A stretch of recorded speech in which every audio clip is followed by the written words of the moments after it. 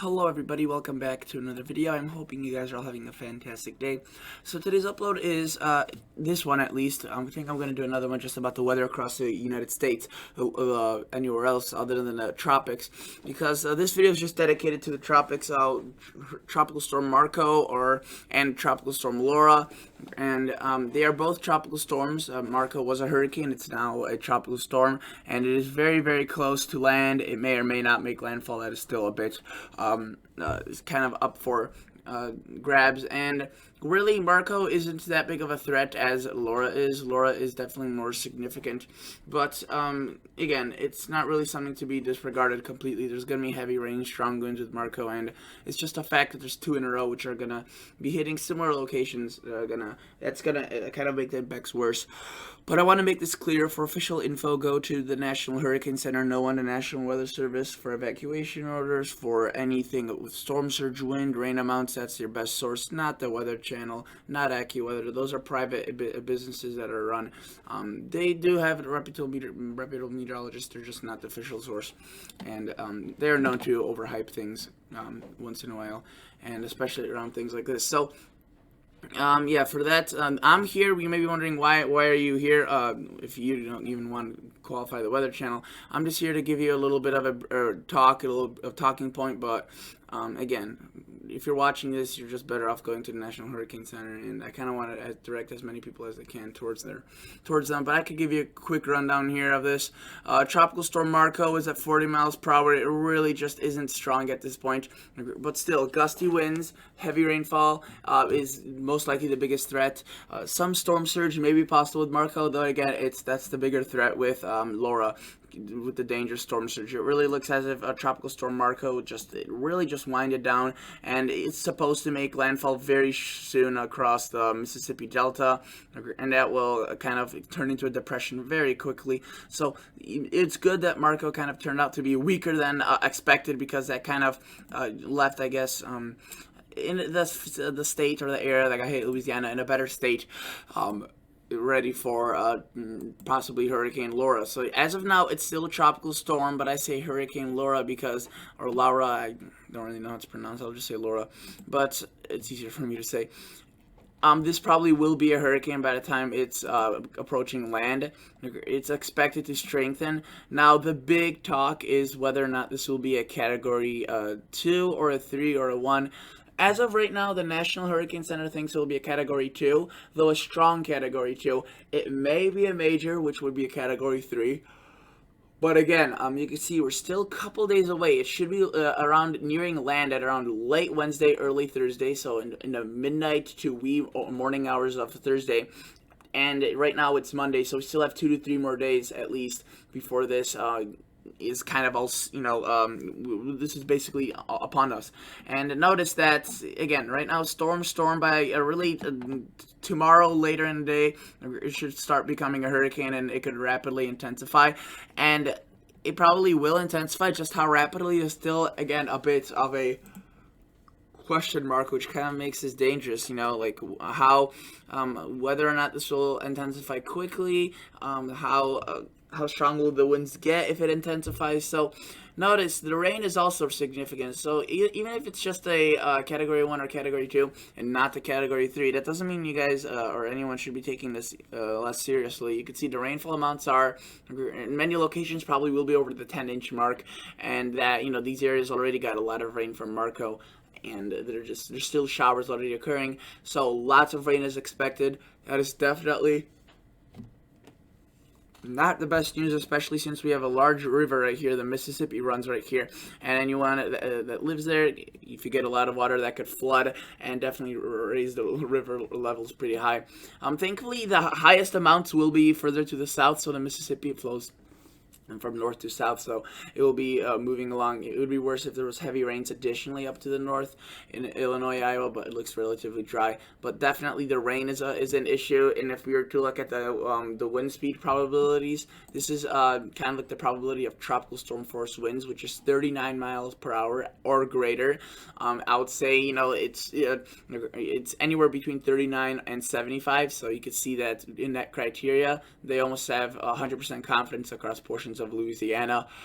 And now this isn't hurricane force winds. Hurricane force winds, the potential is a bit lower, obviously, since it's a higher criteria, but it definitely is still there. You can see 50 to 60% confidence, and this probably will go up, as this will be most likely a hurricane when it hits land.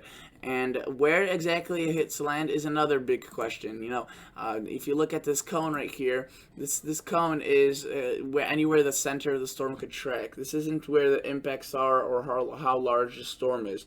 Notice as we get further out, the cone gets bigger because the uncertainty grows. So it may go through Georgia, Alabama, or it might move into Indiana, Ohio. Or it may, and notice if as we get closer to the actual storm, the track is thinner because they have more confidence. But you can see it could be hitting anywhere close to New Orleans, that area, a bit west really, and then it could also be hitting as far west as possibly affecting portions of Dallas and eastern Texas. So it's not a huge cone. We've seen way worse cones than this, so the confidence is relatively high. It's going to be Louisiana or Texas, and again, it most likely will hit the United States at this point. It almost seems inevitable, but again, we're lucky that it's not a record-breaking system or a record-breaking storm, but of course that's not really a justification as to why you shouldn't be prepared or staying up to date, because a Category 5 hurricane is a nightmare. A hurricane is already a bad dream. So you gotta be prepared. This is the peak surge. The surge may be a bit of an issue, 7 to 11 feet higher, and notice that it's around these areas where a lot of these areas are kind of barely above sea level. These are a lot of these kind of like these they're very low-lying areas, and any storm surge could lead to, even insignificant amounts, 2 to 3 feet, could be significant across these portions. So notice that the deepest water will occur among the immediate coast near landfall. Yeah, the storm surge, that doesn't mean, storm surge is basically water off the ocean that kind of rises up. It's not going to be way inland. It could get far inland, maybe a couple of miles, but again, it's not going to be a whole state of Louisiana. The storm surge is always on the coast, and that's the impact. And you can see that it kind of varies, 3 to 5, 4 to 6, and it's 7 to 11 right there, which is pretty significant. I mean, sometimes you could have a 7-foot rise just over a few hundred meters, and if it's gradually rising, and 7 feet of pushing water would definitely flood that out. So this is definitely something that is concerning, and that's what made many hurricanes in that area destructive and deadly. The storm surge, that's just a very dangerous thing. And here is the previous track of Laura. It was expected to possibly go to the south or the north or just right over the islands. Notice it hit the Dominican and Haiti, but kind of stayed a little bit further to the south, allowing it to not be fully weakened by the islands, but also it isn't super strong. It is, I think, what we saw there, 60 miles per hour, which isn't awfully too bad. It's not a hurricane, but again, anything that is a tropical storm or hurricane should be taken notice. And I say, not too bad, but that's relative based on a hurricane scale. Anything with the winds above 30 could be potentially damaging. So that's definitely something you have to keep an eye on for.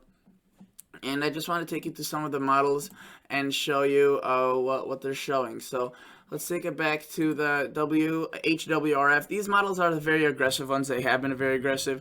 So, and I don't know if that's going to really be the case because not all models are agreeing with this. Definitely they were, at the beginning, the only models that were showing an aggressive scenario. The GFS and European were both kind of opting out of that, but they kind of both transitioned towards a little bit more aggressive, but not as aggressive as this. You can see this would be like a Category 3 or 4 hurricane by the WHRF or HWRF. And really, the other models are also kind of supporting that, like the other hurricane models. But again, the National Hurricane Center isn't fully buying into that. You can see most of them are pretty consistent with the track. Either far east Texas or western Louisiana, kind of that region. And notice that if we keep tracking through these models, I want to show you the last one right here. I think, did I show you this one? No, I don't think I did. I showed you the HMO one. And you can see this model also has it at a pretty strong hurricane. And again, these models aren't the ones that decide everything. Each model kind of has its own story. And if you were to look at the GFS model, I wanted to go back to the 12 o'clock Monday model run. It keeps it not as weak as a European. Generally, the GFS has been showing it a bit stronger than a GFS, but it definitely isn't as strong as some of the models that I was showing you. Taken down to 930 millibars, but it definitely is a bit significant. A bit understatement, a pretty significant 954 millibars. That's potentially a Category 3 hurricane, and notice it hits again. They're pretty consistent, the models with the track. It's just really the intensity that they're all over the place, and it's good that we at least have one thing nailed down. Notice the European probably keeps it 988 right here, right before landfall, probably getting around to 970. So that would really just be a Category 2. And again, I say just, and because the potential remains for a 3 or 4, but on a scale of just hurricanes, a Category 2 could be very destructive, very damaging. Hurricane Sandy, one of the costliest storms that ever hit the U.S., was basically a tropical storm while it hit the Northeast, so it really doesn't take a lot. So definitely stay tuned to the National Hurricane Center. Check out the Weather Channel. They have cool graphics, but again, for official info, go to the National Hurricane Center. You could say they have it at 105, and they provide the good key points. Forecast path could still shift. Intensity forecast changes possible, and then again, the impacts extend outside of the cone. You can see 105, 110 and above is a Category 3, so being at a 105, that's that's a strong Category 2. So definitely something to keep an eye out for. And you can see this is the surge. New Orleans maybe possibly not getting that bad, 2 to 4 feet, 3 to 5 feet, but again, it's any surge is bad. But it's really going to be worse around these Beaumont, Cameron, and Morgan City, those areas, just east of Houston. So thank you guys so much for watching. Consider liking the video. Consider subscribing to this channel. And I'll catch you all guys in the next episode. See ya. Bye.